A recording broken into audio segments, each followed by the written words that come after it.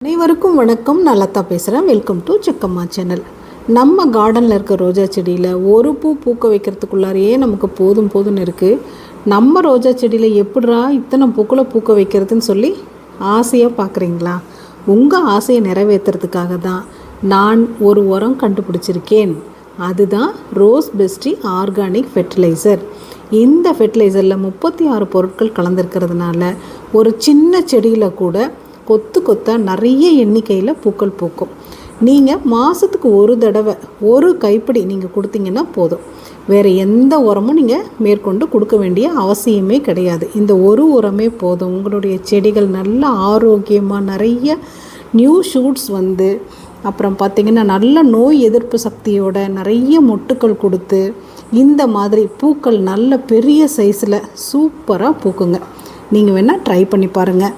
மாதத்துக்கு ஒரே தடவை கொடுத்தீங்கன்னா போதும். ரோஜா செடிகள் ஹெவி ஃபீடர் இல்லையா?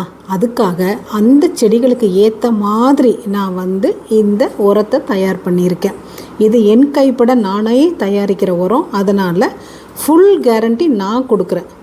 சும்மா ஒரு தடவை ட்ரை பண்ணி பாருங்கள். வீடியோ பிடிச்சிருந்தா லைக் பண்ணுங்கள், ஷேர் பண்ணுங்கள், கமெண்ட் பண்ணுங்கள். மறக்காமல் சப்ஸ்கிரைப் பண்ணுங்கள்.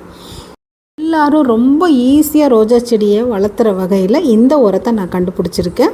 ஜக்கம்மா சொன்னால் கரெக்டாக இருக்கும். மீண்டும் அடுத்த வீடியோவில் சந்திக்கலாம். அதுவரை நன்றி, வணக்கம்.